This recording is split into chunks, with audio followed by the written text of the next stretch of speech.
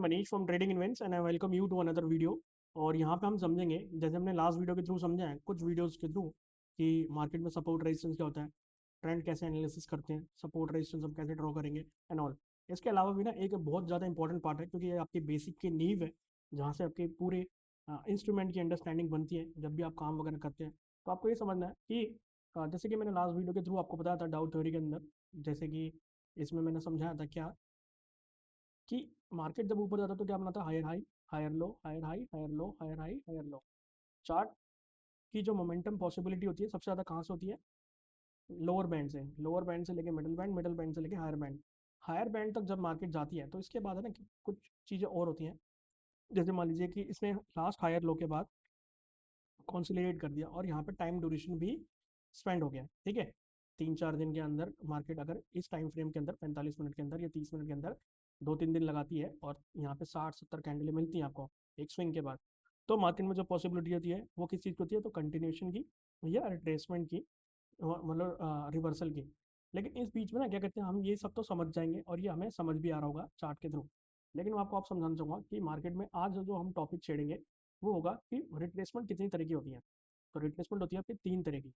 एक होती है डीप रिट्रेसमेंट, जहाँ पे मार्केट जो स्विंग लेती है। इम्पल्सिव वेव का क्या होता है, इम्पल्सिव रिट्रेसमेंट। मैं यहाँ पे लिख भी देता हूँ ताकि आपके लिए आसानी रहे। तो यहाँ पे क्या होता है, इम्पल्सिव वेव का, इम्पल्सिव रिट्रेसमेंट। अब इसको ना अलग अलग वर्ड्स में अलग अलग थ्योरी के अकॉर्डिंग बहुत सारी चीज़ें बोली जाती हैं। और अगर आप टीआईबी के थ्रू पढ़ रहे हैं तो आपको याद रखना है कि आपको इसको इसी तरीके से बोलना है। और आपके सामने कभी भी कोई इंपल्सिव वेव बने तो आपको उसमें कूदना नहीं है, डरना है। क्योंकि अगर मान लीजिए आपने एंट्री ले ली और वो रिवर्स होगी तो आपके लिए बहुत ज़्यादा दिक्कत होगी। आपको ट्रेड करनी है किसी भी ठहरे हुए मोमेंटम को बनने से पहले, लेवल पे अंडरस्टैंडिंग करके कि किस तरह जा सकता है, स्टॉप लॉस वगैरह लगा के और एक मार्केट की प्रिडिक्शन करके। अब जैसे इस केस में क्या है कि रिट्रेसमेंट कितने तरीके होती है। इंपल्सिव वेव का क्या होता है, इंपल्सिव रिट्रेसमेंट, इसके अंदर मान लीजिए हायर हाई और हायर लो लग रहे हैं। लेट सपोज कि हमने इसे समझ लिया क्या, इंपल्सिव वेव और ये इंपल्सिव रिट्रेसमेंट आई। ये तो हो गया पहला, ठीक है। अब इसके बाद होता है क्या कहते हैं, एक दूसरा रिट्रेसमेंट जिसको बोलते हैं हम नॉर्मल रिट्रेसमेंट, कि मार्केट ऊपर जाता है, हल्का सा रिट्रेसमेंट लेता है और फिर ऊपर जाती है मार्केट, ठीक है, फिर ऊपर जाती है। और थर्ड जो होता है वो आपका होता है कौन सा, शैलो रिट्रेसमेंट। इसमें क्या होता है कि मार्केट का अगर स्विंग बहुत ही ज़्यादा स्ट्रॉन्ग है, बहुत ही ज़्यादा स्ट्रॉन्ग है मोमेंटम, तो मार्केट ऊपर तोड़ती हुई चली जाएगी। तो इस केस में क्या है कि अगर आपने कोई सही लेवल कैच कर रखा है तो आपको बस वेट करना है आपके लेवल को हिट होने का। अगर आपको इस तरीके की मार्केट कभी दिखती है तो आपको बस वेट करना है अपने टारगेट को अचीव करने का, और वहाँ पे अपने प्रॉफिट को बुक करना है। बट आपके केस में ना आपको याद रखना है कि कभी भी कोई भी आप चार्ट में बाइंग या सेलिंग डालते हैं तो सेलिंग का भी सेम ही रहेगा, सेलिंग का भी सेम ही रहेगा। मैं आपको दिखाता हूँ कैसे। मान लीजिए कि मार्केट नीचे आई तो आपको यहाँ पे क्या वेट करना है, आपने एक देखा कि स्विंग लगा है, स्विंग के बाद आपको यहाँ पे वेट करना है किसका, लोअर हाई का।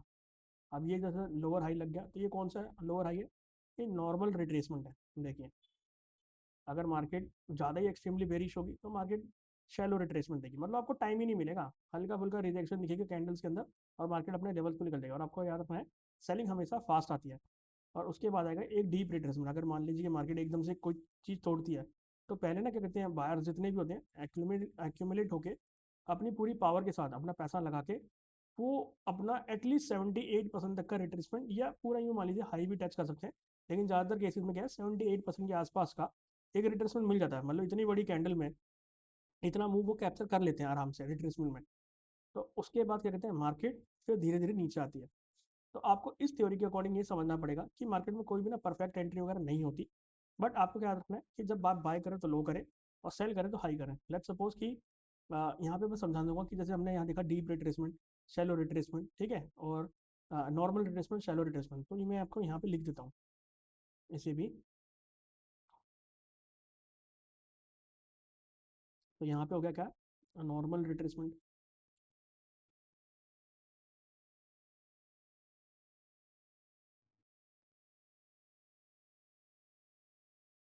यहाँ पर हो गया आपका शैलो रिट्रेसमेंट,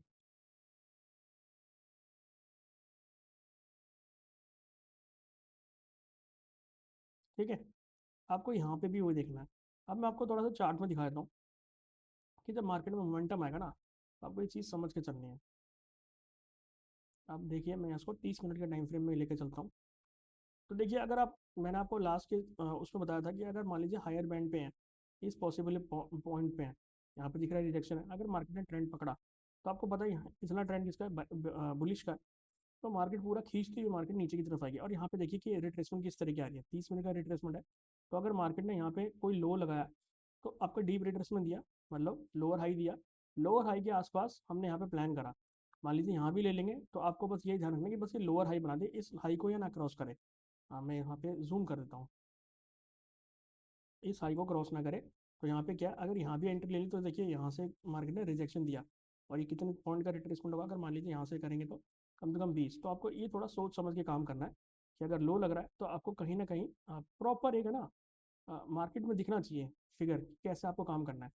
अगर आप देखें तो 20 कैंडल का आप नहीं झेल पाएंगे आप, ठीक है। मार्केट यहाँ पे रिजेक्शन दे रही है, लेकिन जैसे ही लेवल कोई निकलता है तो आपको पता है कि आपने उससे पिछला ट्रेंड क्या बना था, मतलब पिछला मोमेंटम क्या बना, लोअर हाई, और मार्केट उसके नीचे निकल गई। अब यहाँ पे रिट्रेसमेंट देखिए लाइन चार्ट में, अगर मान लीजिए आप इस ट्रेड में हैं, लोअर हाई पे आपने सेल करा, आपको पता है कि अब अगर मार्केट ने ट्रेंड पकड़ा तो उसमें सिर्फ क्या है, शैलो रिट्रेसमेंट लगेंगे और इम्पल्सिव वेव बनना स्टार्ट हो जाएंगे।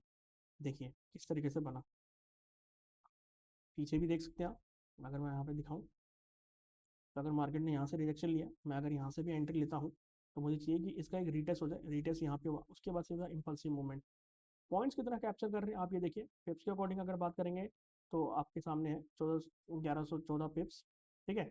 और वैसे दिखें तो अच्छा खासा पॉइंट्स कवर हो रहा है, 114 पॉइंट्स के आसपास, ठीक है। एक नॉर्मल साइकोलॉजी के अकॉर्डिंग बता रहा हूँ। अब मार्केट में लोअर बैंड है, ठीक है, चार्ट मैंने एडजस्ट कर दिया यहाँ पे पूरी तरीके से। अब देखिए अगर मैं चार्ट को स्टडी करूँ तो देखिए मार्केट यहाँ पे लोअर बैंड पे है, तो यहाँ से पॉसिबिलिटी क्या है मार्केट को ऊपर जाने की। ये आपका रात का टाइम है, यहाँ पे कोई इवेंट आया होगा तभी ऐसा इंपल्सिव मूव आया। लेकिन उससे पहले मोमेंटम देखिए, अगर मार्केट मोमेंटम पकड़ रही है और मार्केट को मोमेंटम पकड़ना है तो आपको कैंडल से ना स्विच होना, क्या है, एंट्रीज तो कैंडल्स पे ही लेनी है। जैसे आपने कैंडल्स पे एंट्री ले ली, लेकिन आपको धीरे धीरे लाइन चार्ट के अंदर समझना है कि मार्केट है धीरे धीरे करके अपने लेवल से ऊपर जा रही है, और वहाँ से मार्केट क्या कहते हैं ऊपर तक गई, इस नेकलाइन के ब्रेक होने के बाद, इस पर्टिकुलर जोन के डबल, आप कह सकते हैं डबल बॉटम या इस तरह का, या इस पॉइंट के ऊपर जैसे ही मार्केट निकली तो मार्केट ने क्या धीरे धीरे lower higher high higher low बना के मार्केट ऊपर जाती रही, छोटे छोटे थे लेकिन फिर भी मार्केट ऊपर तक गई, और आप देख सकते हैं। तो लाइन चार्ट में आपको दिखना है कि आपका शैलो रिट्रेसमेंट आ रहा है, डीप रिट्रेसमेंट नहीं आ रहा, तो मतलब ऐसे किसी ट्रेंड में आपको एंटर करना ही होता है। आप यहाँ पे देख लीजिए, अगर मार्केट ऊपर जा रही है तो कैसे कर रही है, अगर इम्पल्सिव देखिए जहाँ पे भी आपको लगता है वेव बन गई, रिट्रेसमेंट आएगा, रिट्रेसमेंट आएगा, या आपको सही लेवल पकड़ने की आदत बहुत ही ज़्यादा डालनी पड़ेगी, और उसके बाद मूव आपको आपके सामने बनते दिखेगा। बस एक साइकोलॉजी याद रखिए, अगर आप लोअर बैंड पे हैं तो आपको पता है कि वो चीज़ मिडिल बैंड तक जाएगी, स्टॉप लॉस तो रखना ही पड़ेगा, और उसके बाद वो हायर बैंड तक जा सकती है। तो यही पॉसिबिलिटी है, और इसी पे अगर आप काम करते हैं और आपकी एंट्रीज नंबर ऑफ ट्रेड ज़्यादा होती है तो धीरे धीरे करके ना आपका साइकोलॉजी बन जाएगा। पर एक चीज़ को परफेक्ट करने के लिए कम से कम उसमें कितनी बार फेल होना पड़ेगा, ये आपको थोड़ा सा अंदाज़ा लगाना पड़ेगा खुद के दिमाग से, क्योंकि जो मैं यहाँ पे आपको बता रहा हूँ वो माइंडसेट को मजबूत करने के लिए।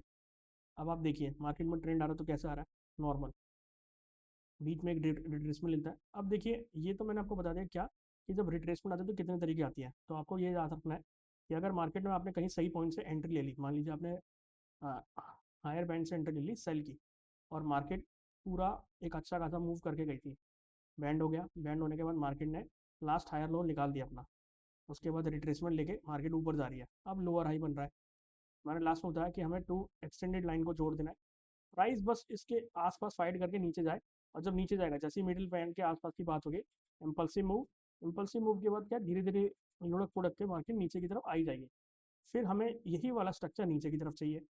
अब यही वाली चीज़ अगर नीचे की तरफ आ जाए तो वेल एंड गुड है, तब क्या है सोने पर सुहागा है, तब और अच्छे से हम काम कर सकते हैं।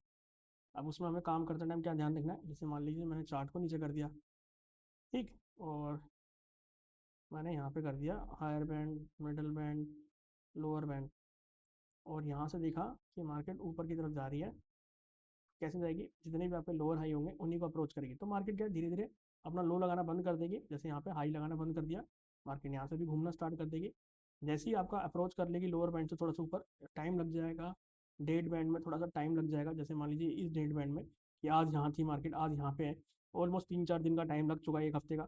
तो मार्केट की प्रोबेबिलिटी हम वैसे ही देख लेंगे कि मार्केट जब इतने दिन से नहीं जा रही, तो एक प्रोबेबिलिटी रख के हम मार्केट में कर सकते हैं, और अपने ट्रेड पे थोड़ा सा होप रखना पड़ता है, ठीक है, एक साइकोलॉजिकल लेवल पे। और यहाँ से मार्केट जैसे ही ऊपर जाना स्टार्ट करेगी तो आपको पता है मिडिल बैंड से हायर बैंड, तो ये बीच का जो मूव होगा ना ये इंपल्सिव दिखेगा। और मैं आपको जो चीज़ सिखा रहा हूँ ना करने की, वो हो गया 15 से 30 मिनट, 45 मिनट, 1 घंटा। तो मैं छोटे टाइम फ्रेम में बिल्कुल भी नहीं सिखा रहा, आप चाहें तो अप्लाई कर सकते हैं। बट मैं आपको यही प्रेफर करूंगा कि अगर आपको जेन्युइन ट्रेडर बनना है तो आप हाई टाइम फ्रेम में काम करिए। एक तो नॉइस कम हो जाती है, ऊपर से क्लैरिटी रहती है चार्ट्स की, और नंबर ऑफ पॉइंट्स आप छोटी क्वांटिटी से ज़्यादा उठा सकते हैं। याद रखिएगा, जब भी आप नंबर टाइम फ्रेम बड़ा रखें, क्वांटिटी अगर आपके पास कैपिटल साइज है तो वेल एंड गुड है, लेकिन अगर आपका कैपिटल साइज भी छोटा है और आपको पता है कि आपको हाई टाइम फ्रेम में काम करना है, छोटा कैपिटल साइज रख के छोटी क्वांटिटी डाल के नंबर ऑफ पॉइंट ज़्यादा उठाने, नंबर ऑफ पिप ज़्यादा उठाने हैं। फिर एक टाइम आएगा, अगर इसी पे आप जैसी बड़ी क्वांटिटी डालेंगे तो आपको अंदाजा लग जाएगा कि आपको किस हिसाब से पैसा मिलेगा फ्यूचर में। सो हमने क्या सीखा इस वीडियो के थ्रू, कि हमारी जो रिट्रेसमेंट होती है कितने तरह की होती है। एक होती है शैलो, एक होती है नॉर्मल, एक होती है डीप।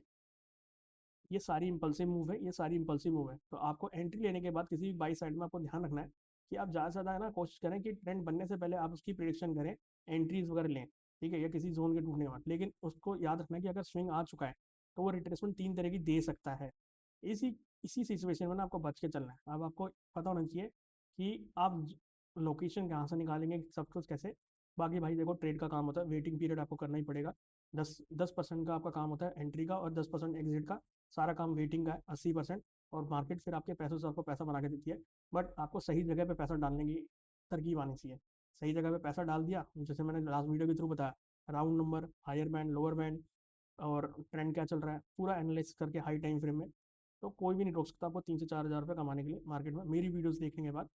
और मैं आपको यही गारंटी कर सकता हूँ कि आप इस पर थोड़ा सा अच्छे से प्रैक्टिस करें, साइकोलॉजिकल लेवल्स पे आप थोड़ी सी अंडरस्टैंडिंग सही रखेंगे तो अच्छा काम रहेगा। और नेक्स्ट वीडियो मिलेगी आपको फिबोनाची की, जिसमें मैं पूरा थोड़ा सा पहले कवर कर रहा हूँ, क्योंकि जो रिट्रेसमेंट वाला पार्ट है मैं उसी के साथ इस चीज़ को जोड़ना चाहता हूँ। सो अभी के लिए इतना ही, थैंक्स।